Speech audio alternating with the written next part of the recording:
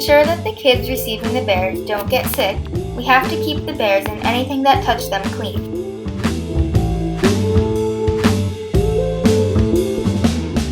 Hold the thread in one hand and the needle in your other hand. Push the thread through the eye of the needle. Be patient and remember it might take a couple of tries.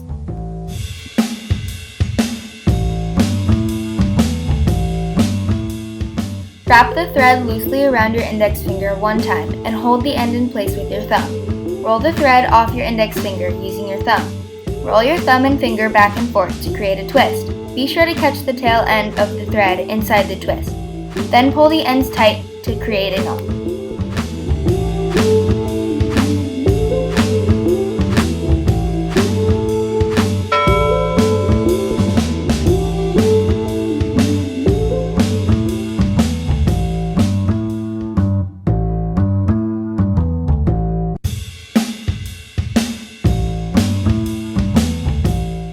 We use this white thread and blue felt just for demonstration, so make sure that when you are stitching up a bear, you use the thread that best matches the bear. Also, if your bear has rough edges on the fabric, make sure you fold it over it so there is a clean seam. Start by inserting the needle within the opening and pull it out to hide the knot. Pull until the knot stops you. If the knot pulls through, reinforce the knot by tying another knot on top of it. Next, pinch the edges of fabric close together. Then, poke the needle through both pieces of fabric. Try to keep the stitches close together and keep the stitches tiny and close to the seam. Keep repeating the stitch until there is no more room.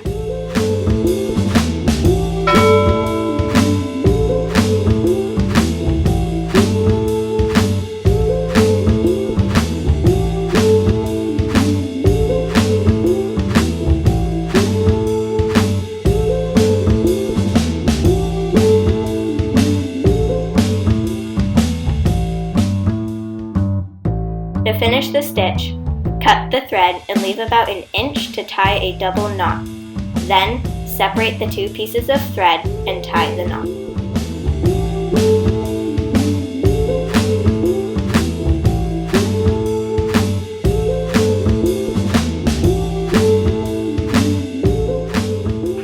Start by inserting the needle within the opening and pull it out to hide the knot. Then squeeze the opening shut. Insert the needle directly across the opening on the other side. Make a small stitch parallel to the opening. Insert the needle on the other side and make another stitch parallel to the opening. Pull the thread gently but tight enough to cinch the stitches together. Repeat these steps until you run out of room.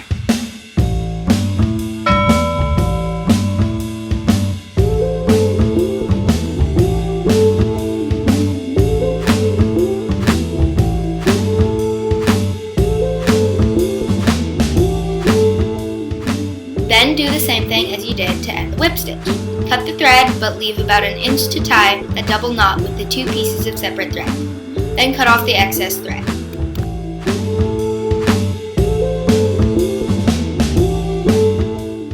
Here's an easier way to end a stitch by tying a knot. When you have finished stitching up an open seam, make one more stitch, but don't pull the needle through all the way. Leave enough space to put the needle through 2 times, creating a double knot. Then pull tight and push the knot all the way down. Finally, cut the thread. Make sure you choose thread that best matches the fabric on the bear you are stitching up.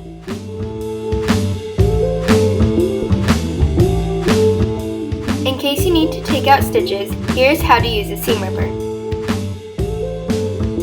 Find the stitch you want to undo. Put the seam ripper so that the thread is in between the 2 points. Carefully move the seam ripper back and forth until the thread rips. Skip every other stitch and repeat. Don't go too fast and careful not to rip the fabric.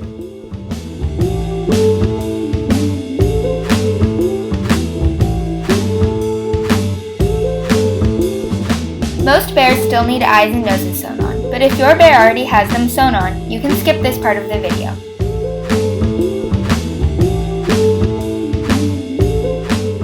The eyes and noses are a special kind of fabric called steam line, and they are ironed on. However, to make sure that the kids receiving the bears don't pick off the eyes, we have to stitch them on too.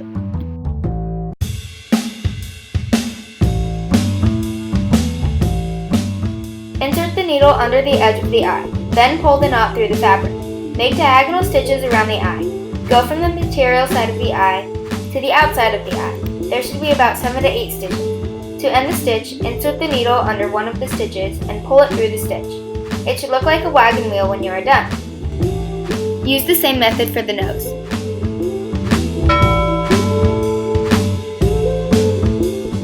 Insert the needle from under the eye. Poke the needle through the eye about 1/4 from the edge of the eye. Pull the needle through.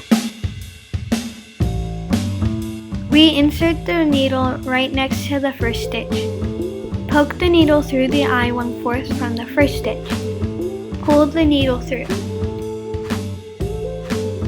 Continue stitching to create a wagon wheel pattern around the eye.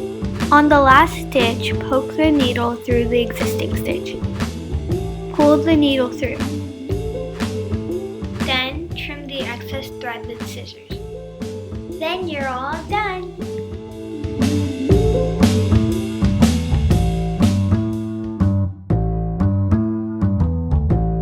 The first stitch you should do when you get your bear is the seam on the left arm.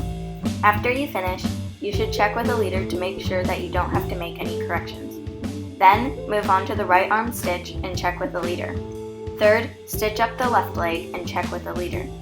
Fourth, stitch up the right leg and check with the leader. Lastly, stitch up the body seam.